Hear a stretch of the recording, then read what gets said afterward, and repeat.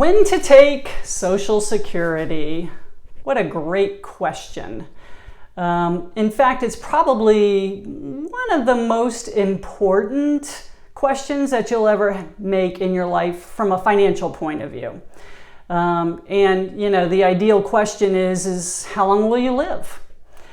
And that's a toughie too. So I'm Glenda Jensen, president and founder of Jensen Financial Group. And at the end of this video, you're still not going to know the answer. Sorry. But at least you'll have an understanding about Social Security and how it works. You know, in general terms, you have to have at least 10 years of work history in order to become eligible for Social Security. And we're really just answering this question from a retirement point of view.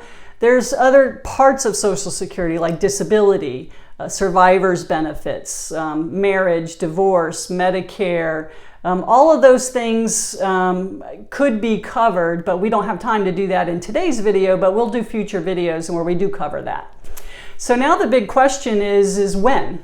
Okay, when should I take it? So I thought it would be kind of interesting if you're a number cruncher to kind of come up with the break-even number.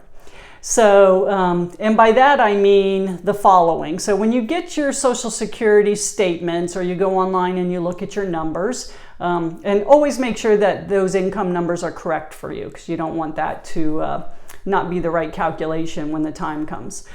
But there's three important ages when it comes to trying to figure out when's the best time to take it.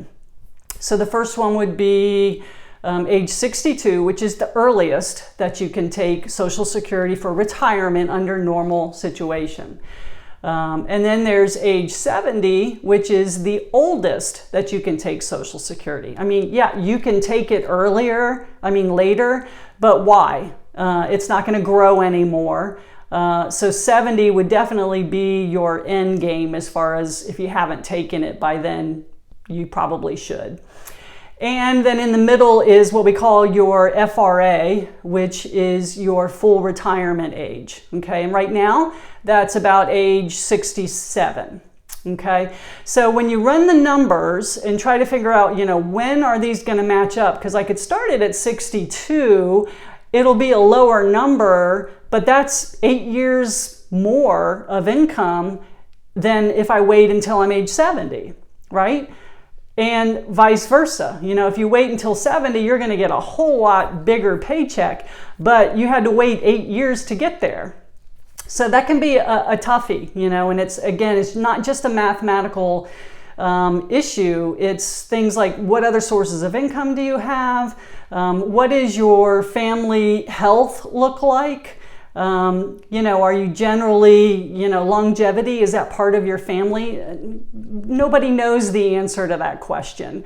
But if longevity is something to play, then understanding what these numbers are might be helpful. So when you look at all the numbers, you get the same amount of overall benefit from Social Security if you, at age 78 and a half. So that's kind of the magic number. 78 and a half is 8.5 years of Social Security income at the highest amount if you chose to wait until age 70. Or you could look at it from the other angle, and that is if you chose to use it started at 62, then that is, you know, an additional number of years that you're getting more years of income just at a much smaller amount. So again, 78 and a half is kind of that magic number, okay? Just to give you an idea how that works. So if this is something that you want to learn more about, again, I'm taking a very high-level approach here because everybody's situation really needs to be looked at specifically on an individual level. So if you want to talk about this more or have us look at your situation and make this very important decision, you know where to find me. All my information's right here. And if you haven't subscribed to my channel already, please do so, because there will be other future videos coming out, and that way you'll be aware when we cover this topic as well as many others. So I hope that makes sense. I hope it was helpful. And we look forward to seeing you next time. Bye.